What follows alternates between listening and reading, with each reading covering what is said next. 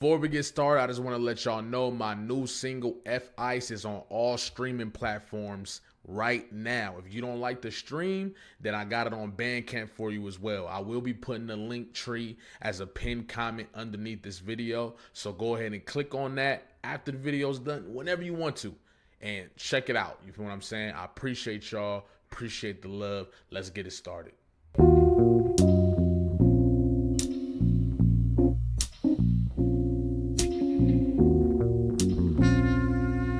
This video is about to get fit. The mother wound is a term for the emotional and psychological pain that can result from an unmet need for maternal nurturing. It's not a clinical diagnosis, but a way to understand how past experiences may impact current behaviors. The mother wound can manifest in many ways, including attachment issues, depression, and substance misuse. It can be caused by a mother's unresolved trauma, mental health issues, or limited empathy. It can also be caused by intergenerational trauma or collective trauma affecting a racial, cultural, or ethnic group.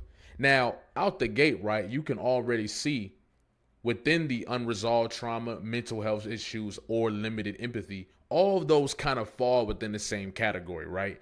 The unresolved trauma typically leads to the mental health issues. Or in Baby Keem's mother's case, right, the unresolved trauma leads to the drug abuse, which leads to the enhancement of the mental health issues, which probably also leads to limited empathy because you're not in the right space to even properly show up in that way, right?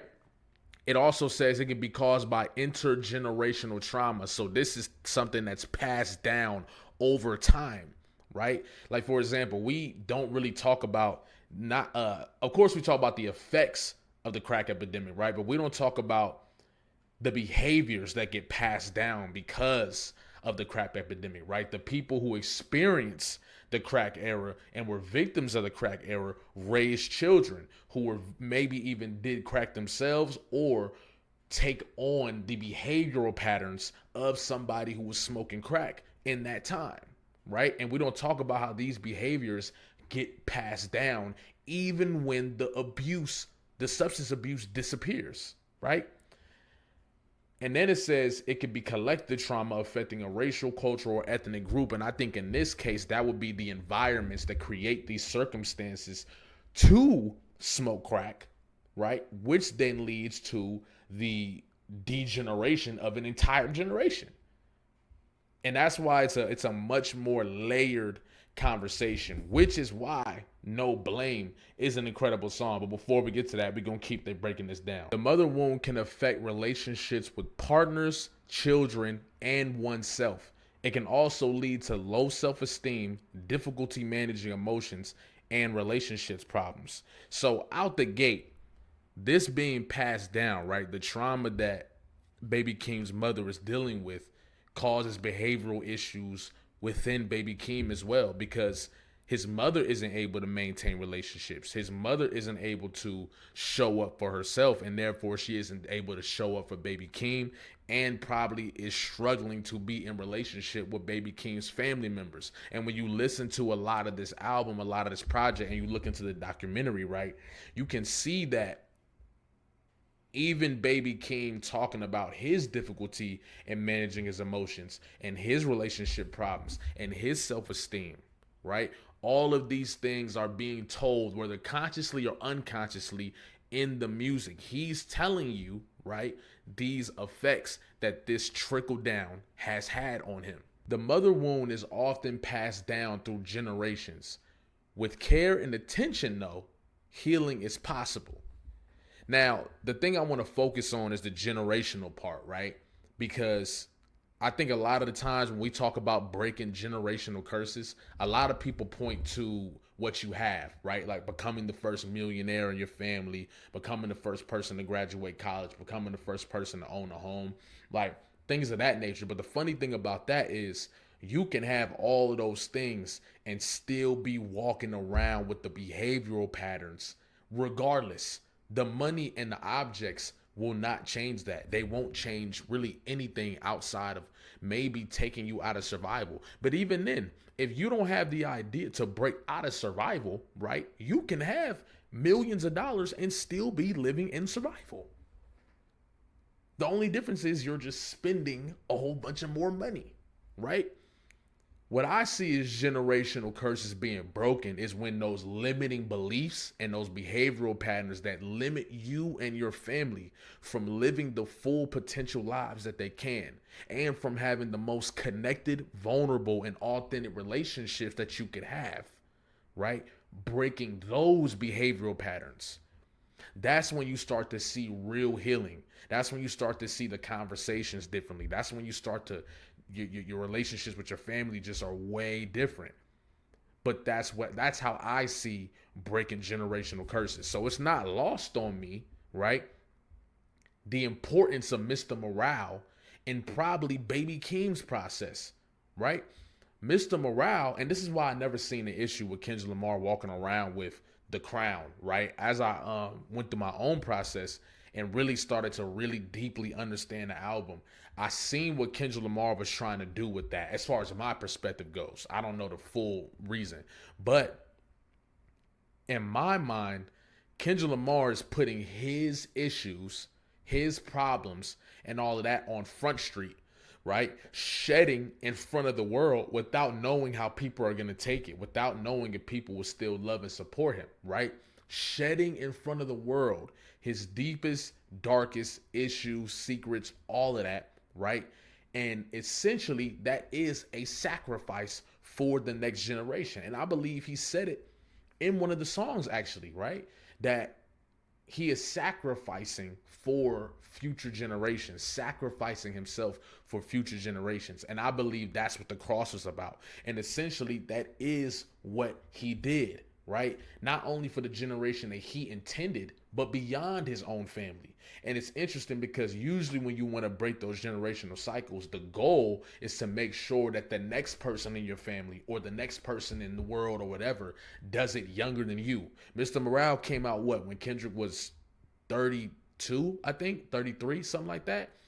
And so to hear Baby Keem talking in this way, and he's 25, you are quite literally witnessing the generational cycles being broken down piece by piece. Even with the documentary and him being and his auntie being able to do that at this magnitude, right? You are seeing the generational cycles being broken down piece by piece.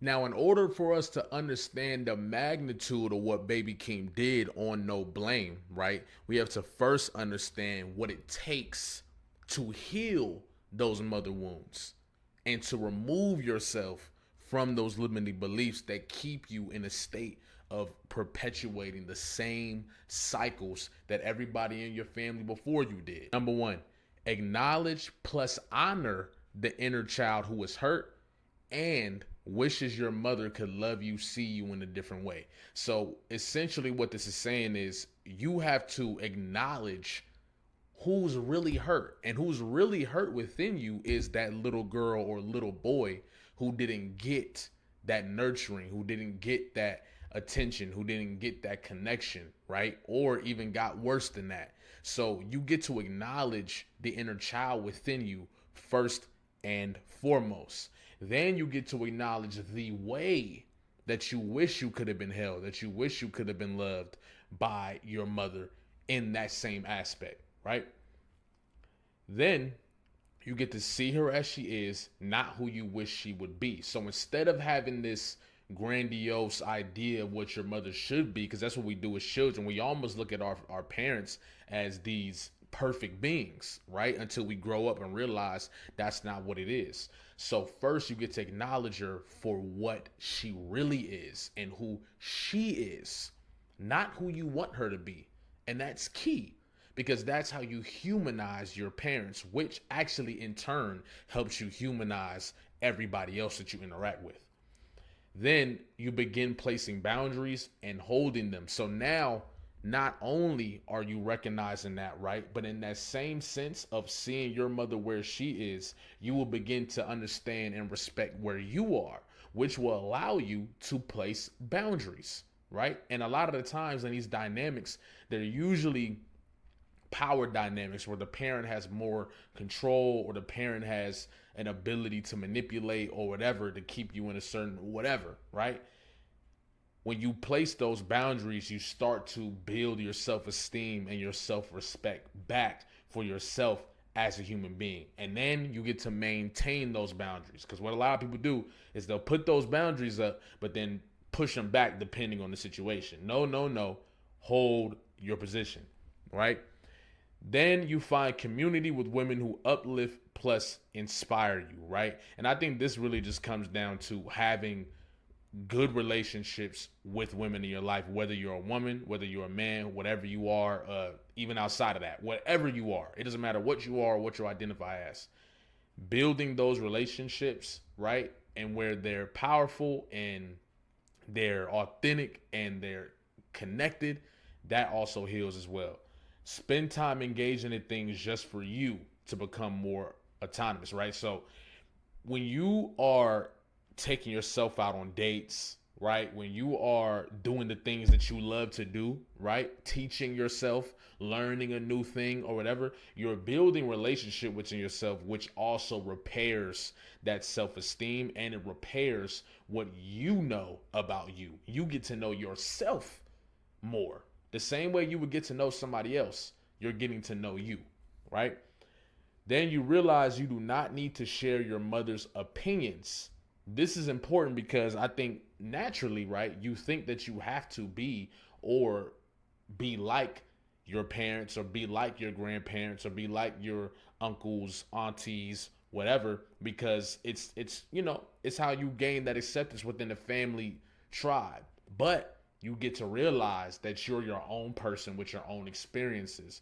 And the more you step out and believe in that fully, the more you become an independent individual and you stand in your authenticity.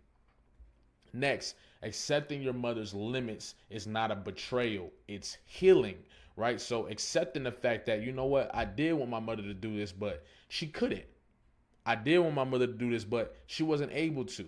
Maybe she wasn't mature enough. Maybe she was on, and in baby Keem's case, his mother was on drugs and stuff. So maybe she just quite literally mentally didn't even have the capacity to show up fully. But accepting that is not betrayal to yourself. It's not saying that you don't matter. It's not saying that you're small. In reality, you are giving grace, which allows you to replace to give that same grace to yourself and others, which is extremely healing. Now, even with all of the beauty about this song, there's a certain level of tragedy that comes with this song as well. And my reaction on Twitch is going to explain my perspective on it right here. I just feel bad, bro, because I'm happy for, like my mom, she got better, you know what I mean? So my mom definitely got better. But it's fucked up because there's so many people out there that don't get that, like, you know what I mean? They don't even get that opportunity for their parents to get better. Now, the song starts with better luck next time, and you can clearly hear somebody playing the machines at the casino, right? Which is tragic because if you watch the documentary, you know the real reason that the album is called Casino is because his mother would always go to the casino and would be betting their rent money, right? I think it was either her or the family, but I'm pretty sure it was her, would be going to the casino to bet the rent money, which would put them in situations where they would get evicted or put them in situations where they couldn't pay the rent. So the fact that it then turns into a song about his mother, I don't blame you, mama. You was walking the streets alone, you couldn't shake the trauma. Chicago streets, the shit you seen been weighing on your conscience. I cry and blame myself for all the shit that fell upon us. Oh my goodness. So clearly, right, he's already come to a place of forgiveness, come to a place of understanding from his mother, and he ties it to the trauma due to the things that she's seen in the Chicago streets, which I think alludes to whether it's murder, whether it's drugs, whether it was whatever, it alludes to something that you see and forever shapes and reframes your mind.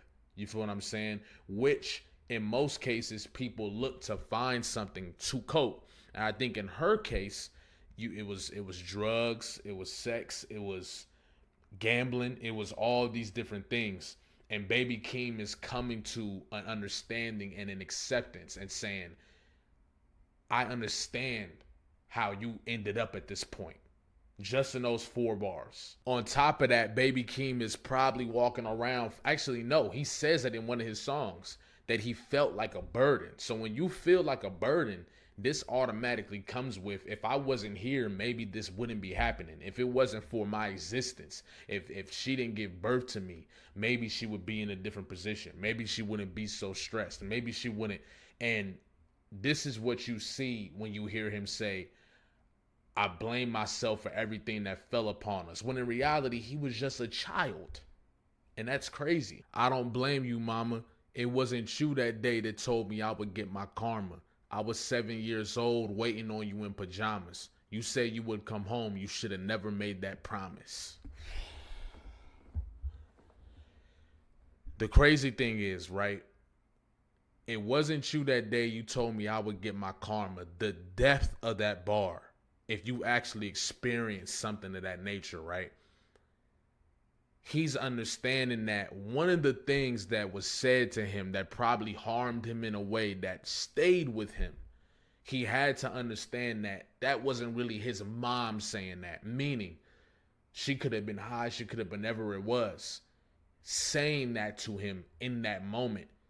And him as a child, he's probably taking it as that's how she really feels. And maybe he walking around with that, right? But then he comes to a point where he understands that wasn't her. That wasn't her real heart. That isn't what she would say authentically from an authentic space.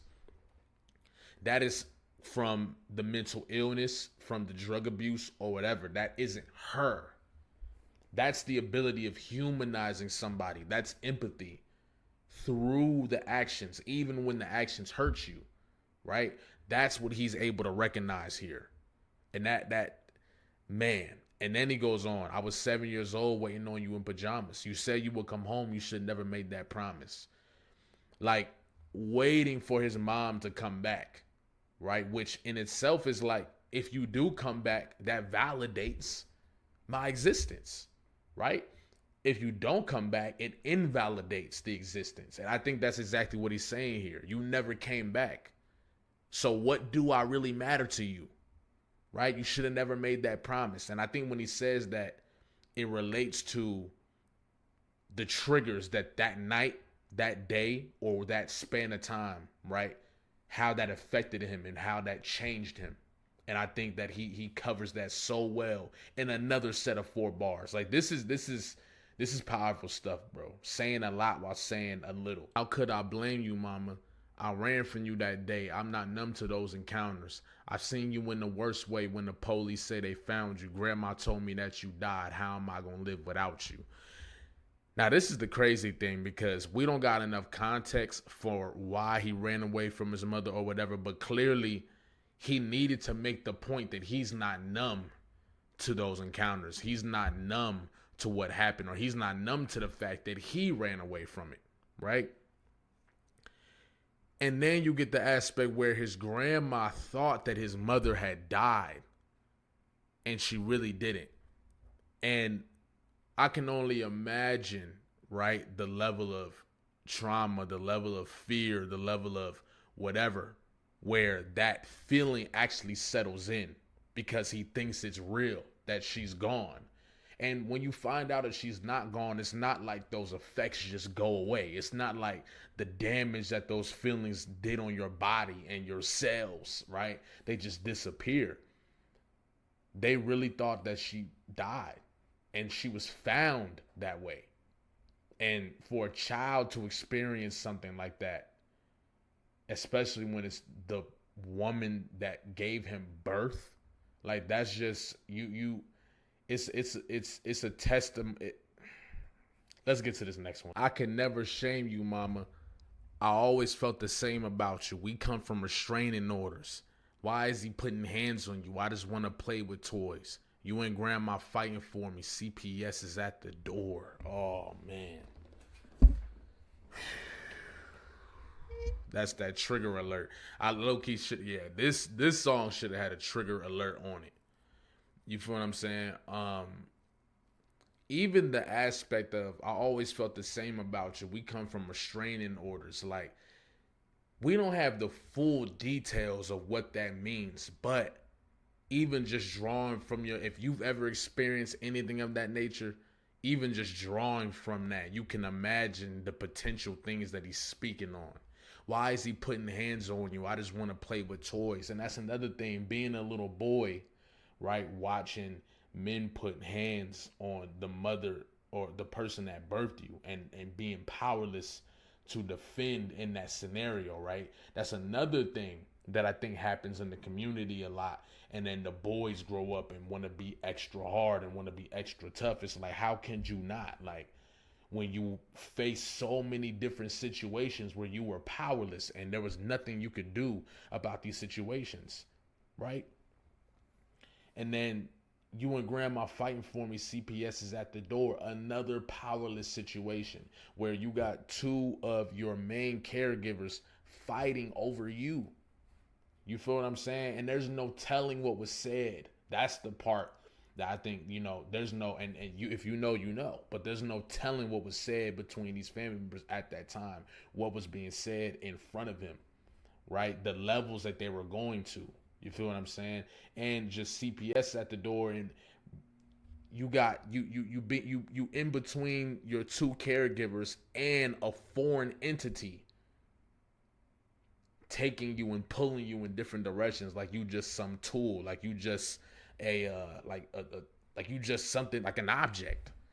You feel what I'm saying? And you, like, it's a level of trauma that builds in a child too, that, you know what I'm saying, you're, when he's on these songs talking about he's bipolar, I'm like, okay, I'm not surprised. I'm not surprised at all. How could you not? Now this part, man. Oh man, I still don't blame you, mama. Smoking cigarettes in the house made it haunted. Skeleton in the closet. Spent my birthday running from it. How you pregnant with a Xanax in your stomach? Oh man. Yo. That skeleton in the closet bar, right? And once again, we don't have enough context. But what this sounds like I'm pretty sure you can pick up on what's being said here, right?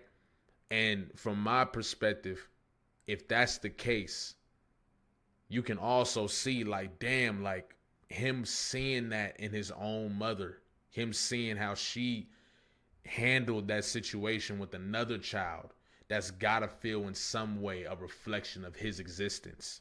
You feel what I'm saying? Even smoking cigarettes in the house, it's like, when you know, right? When you know that you're a child and you know that you get to be, it's like, why isn't anyone making sure not to smoke cigarettes when I'm in the room, knowing that this isn't good for my lungs, knowing all these things add to the idea of, like, I don't matter. I'm not worthy. I'm not worthy. I'm not worth it. Nobody cares. That's what I keep seeing in these bars. You feel what I'm saying? I'm wishing change upon us. Broken chains are bringing pain. You still gonna break your promise that you made to me in jail before you had Mikhail that summer. I was still a baby mama. Man. Like, to even then say, you going to, you having these conversations with your mother while she's in jail and she's making you these promises and all these different things. It's like, man, bro, for all to be going through all of this as a child and bouncing house to house, and your grandma, he had a bar about his grandma going to jail and him having to be around addicts and all that. Like, man, this is heavy stuff, man. This is very heavy stuff. I was still a baby mama. My daddy disappeared. How you neglect your baby mama. And that's another thing that I think is a common conversation amongst boys with no fathers in the community. It's like that anger towards the father, right? And all the things that you see in the mother and how that affects her, the pressure and all that different stuff of having to step up and be the man. It's like, of course you would wonder what it would be like had it not been that way. You feel what I'm saying? And all this is just a circulation of just, man, just lack. You're asking to grow up. You're asking a child to grow up and have a lack of self-worth. You're asking a child to grow up unless they go deal with the work to have a lack of self-worth. You feel what I'm saying? And then for him to talk about I'll run away on Mother's Day, so cold and I don't feel love today, like damn. Just the mere thought of Mother's Day, the mere thought of his mother, the mere thought of all these different things, running away from the trauma, running away from the uncomfortable feelings of all of the experience with your parents, right? Running away from the household because you know what's there for you. And like it's man, this and yeah, bro. This song is special, man. This song is special. Now, the beautiful thing about this song is if we go back to how you heal the mother wound, right? He basically does most of these steps. He acknowledges and honors the inner child who was hurt. He did that throughout that song. He acknowledged the pain, right? He acknowledged himself in reflection of his mother in that verse or in those verses, right? And also acknowledging the way that he wished he could have been loved. He acknowledged those things. So that's step one. Step two, he's seen her as who she is and not who he wished she could be by accepting the problems, accepting the issues, accepting her for who she really is. That's what the whole song is about. Realizing I don't blame you because I understand. Placing the boundaries. Now, I don't think he necessarily explains that in this song, but when you start talking about Casino, right, he has those bars about like, I'm willing to cut my family off for this new life that I'm living. So clearly the boundaries are there. It might not be in this song, but they're in a separate song. Then find community women who uplift and inspire you, which is clearly all the women that he was raised by, right? Something that he gives a whole bunch of love and inspiration and love to in the documentary, right? Then spend time engaging. Now, that's probably something he does on his own time. We don't know about that one. But realize you do not need to share your mother's opinions. I think that's very clear. I think that's very clear in the fact that he doesn't really do or didn't do. I'm not very clear on this, but his relationship with drugs is very different than his mother's relationship with drugs. Then accepting your mother's limits is not a betrayal, it's healing. And that's what that song is. It's closing the chapter on resentment, anger, and all these different things that really just holds a different level of heaviness and weight on his heart and who he is. And that relationship between his mother. That song is closing that door, closing the chapter. I forgive you. I apologize. Shedding in front of the world so that the next generation can do the same thing. And it's a lot of younger artists or younger people who listen to Baby Keem. And for them to hear that in this way, if they're experiencing that, then you know that hit them. You feel what I'm saying? Accepting her limits. That's not betrayal. It's not betrayal to itself. He's really healing. And now he is passing on the torch that was passed on to him. You feel what I'm saying? And that's what made this song so special. And I think that's why this is the most important song in Baby Keem's career, because now he gets to thrive instead of survive. You feel what I'm saying? But anyway, I want to thank y'all for coming. Like, comment, subscribe, especially if you're new here, especially if you've been here.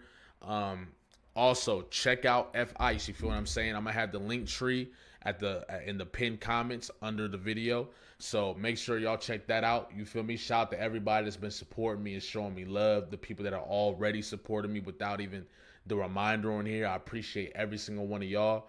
You feel what I'm saying? And yeah. I hope that y'all walked away with some level of healing in this video too, because that's what this is all about. Like, we take this as an opportunity to recognize I could be that person that makes the difference. I could be that person that makes a shift in my family and makes a difference in the timeline. And maybe, that transcends to the next generation. You feel what I'm saying? So, and just that relationship with you. Make sure you checking in with you. You are worthy. If nobody's telling you, you are worthy, you are beautiful, you are powerful, and you deserve it all. And the only reason you do deserve it all is not because of what you do, it's not because of what you don't do, it's because you were born into this world. You feel what I'm saying? And that's the only level of proof that you need. You were born, and that's it. You feel what I'm saying? Outside of that, you don't need any external whatever. You are it already. You deserve it. You feel what I'm saying? I hope y'all have a great day. Have a great Sunday. It's a perfect video to drop. Message delivered specifically from God. And y'all have a great day.